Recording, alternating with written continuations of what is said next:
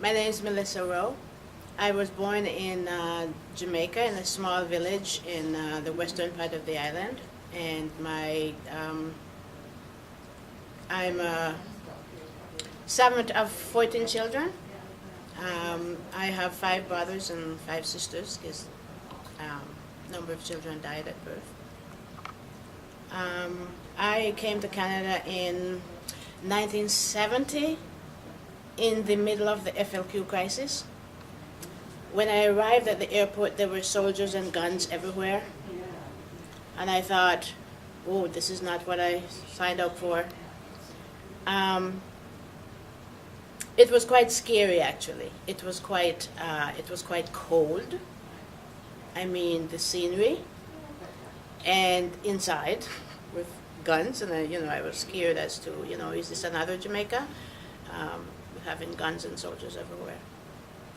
And then I went outside, and I came to work with a British family of 6. There were 4 children, and 2 of them were twins. And they were outside waiting for me. So I was terrified because of the soldiers and the guns and what that meant. But I was also quite afraid of the people that I was going to be working for, because I've never had contact with white people that close up. I mean, in Jamaica we have where simple is out of many one people, but my contact in terms of people were not so many with people of white people, basically.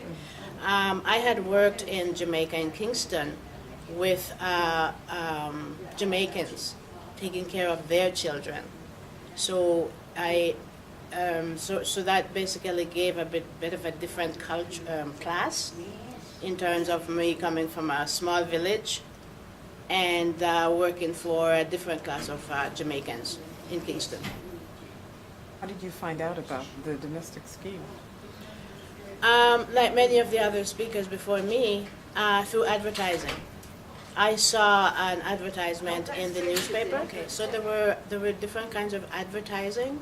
There were through newspapers, and there was on TV, and there were agencies that on the island that were advertising for housekeepers and nannies for Canada, and that's where I got the idea to migrate. How were they advertising?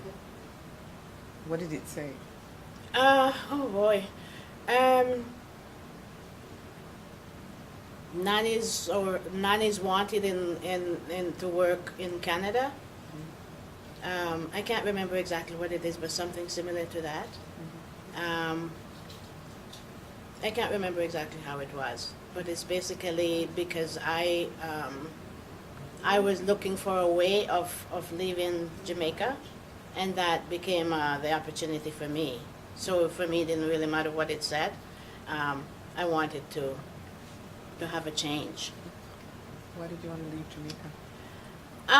For me, I have, because I said I came from a large family, but so I have older siblings and I had younger siblings, and I was right in the middle. My older siblings I didn't feel was being really good role models for me, based on my own expectation, because a number of them were having children, like my older sisters were having children and bringing them back home for my mother to take care of them, and because I was the eldest there at the time, I was taking care of these children as well. So I felt like I was the helper, which is taking care, because when you're older, you're the one who's taking care of the younger children, so my younger siblings, as well as my older siblings' children. And so I wanted something better for myself than what they were doing with their lives. I wanted to do something different with mine. Also, I wanted, when I had my children, I wanted them to call me mother, not my mother. The first and only family that I worked with here in Ottawa was a British family, and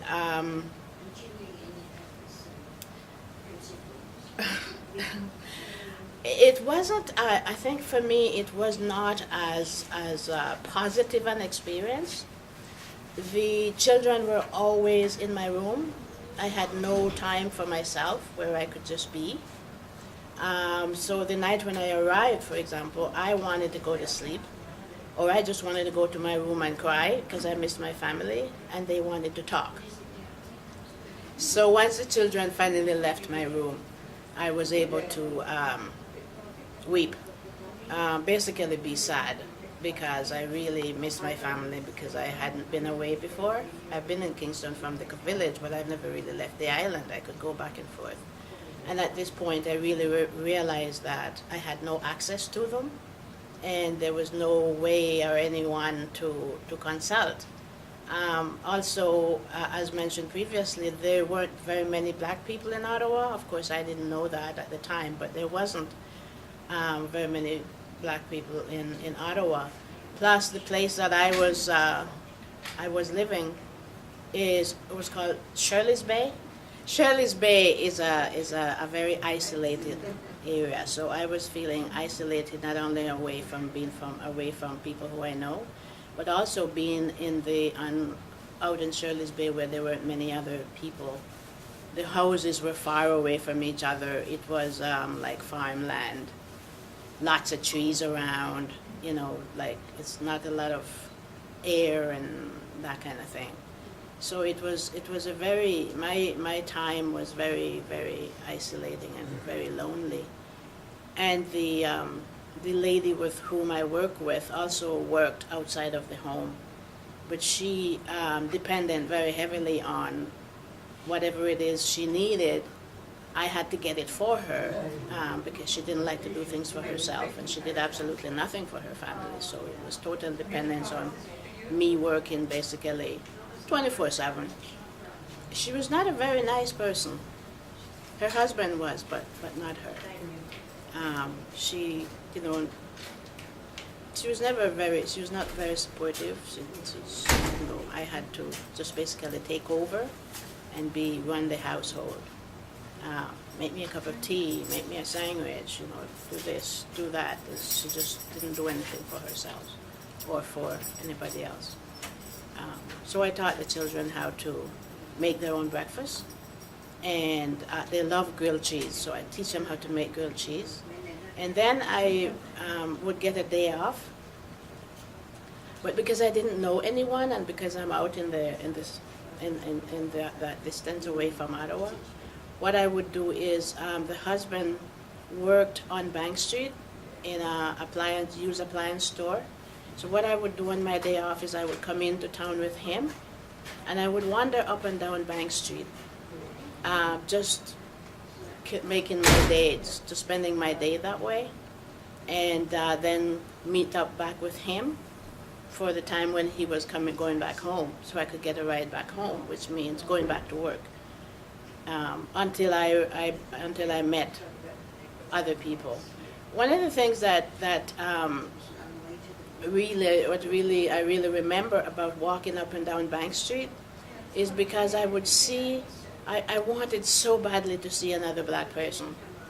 And I would walk up and down Bank Street, and I would see a black person, and I would come in, and I would get so excited, and they would cross the street.